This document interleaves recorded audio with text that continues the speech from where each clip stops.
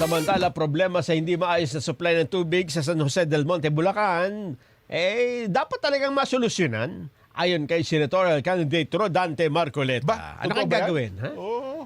Malaki ba problema sa tubig dyan sa San Jose? Nako po, mula nung nabili, naging pribado. Kasi nung pumunta tayo dyan, Jen, Ang ganda. tatandaan mo, di ba? Yung water supply nila dyan, meron pang May isda eh. isda. Kapag maganda yung masigla doon isda, maganda yung dating ng Yung tubig, malinis. hindi kontaminado. Yes. Pagka nagkasakit yung isda, ihinto nila yung... Yun eh, ano pa, under luwa pa yon. Oo. Hindi pa pribado nung time na yon, nung pumunta tayo. Noong walang problema. Wala. Nung nag-privatize, lalong naging problema. Kasabi nung i-privatize, gaganda raw ang serbisyo. Grabe talaga. Oh. Pakinggan Sige, natin. Erlo Bringas, ano ba nangyari? Dapat maisaayos ang supply ng tubig ng mga residente ng San Jose del Monte, Bulacan. Yan ang ipinahayag ni Senator Aspirant Rodante Marcoleta sa naging pagbisita nito sa ating mga kababayan sa SJDM Bulacan. Ayon kay Marcoleta, dapat mapagtuunan na ng solusyon ang supply ng tubig ng mga residente dahil marami na nga sa ating mga kababayan ang nakakaranas na ng hirap dahil sa mataas pa rin na presyo ng mga pangunahing bilihin na pinapasan pa rin ng karamihan ngayon. Nadagdagan pa nga ng problema sa supply ng tubig. Yung tubig po ninyo, dati maganda ang serbisyo. Nung ito po ay hawak pa ng Water District. Mabuti pa nung nasa Water District. Medyo maganda-ganda po ang serbisyo at medyo mura pa ng konti, hindi ba? Simula nung pumasok ang joint venture, ayun, humina yung daloy ng tubig sa mga gripo, parang ihi na lang ng sanggol. Nauna na magkaroon ng kabi-kabilang isyong water concessionaire sa SGDM Bulacan na kung saan apektadong supply ng tubig ng mga residente. Naitampok sa programang Responde Mata ng Mamamayan ng Net25 ang issue kung kaya't panawagan sa kinaukulan na magkaroon ng konkretong solusyon para hindi na lumala pang problema sa supply ng tubig sa San Jose del Monte, Bulacan.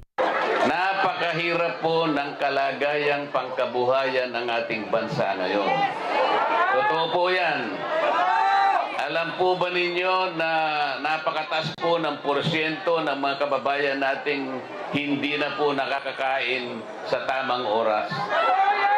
27% po ang nagsabi nakararamdam po sila ng gutom. Gusto nilang kumain, ngunit talagang kung minsan po ay walang makain. Mahirap po yun. Yung lamang pong 1%, sabihin ko sa inyo, mataas na po yun sa bilang nating mahigit na 119 million. Ngayon, 1% lang ang hindi makakain, talaga pong malulungkot po kayo. Bukod dyan, tinalakay at inilatag din ni Marcoleta ang iba pang mga suliranin na dapat na ring masolusyonan na kasalukuyang pinapasan din ng marami. Maasa naman ang mga taga San Jose del Monte, Bulacan na masosolusyonan ang problema para na rin sa kapakinabangan ng marami. Napabayaan mo eh. Wala pong tumututok sa mga batas na magaganda na sana'y nakapagsilbi sa inyo. Halimbawa po yung tubig na yan. Hindi naman kailangang mangyari po yan. Ang tubig po ay kailangan ng tao. Kaya pumasok po yung joint venture, ang usapan, lalong pagagandahin yung serbisyo. Ang nangyari, kabaligtaran eh. Kaya puro baligtad ang nangyayari sa bansang ito. Erlo Bringas para sa 100% balita. Saksi tayo dyan no? Yes. Oo, pinuntahan ho namin ni Jen yan. Na-feature natin yan eh. Pati yung general manager doon, nakausap natin eh. Masayang-masaya eh. Pati yung mga tao, nung Yes. araw, walang reklamo eh. Nagtataka kasi ako kung bakit yung maganda, binibenta, pinapasok ko ng joint venture. Kumikita naman yun. Sa Dasmariñas, Cavite, ganun din eh. Na sumama din. Sumama din. Nagkapal. Alam mo na sa isang kampanyahan, yung anak ng may-ari niyan, tumatakbong senador ngayon, hindi ko lang masabing sige kami.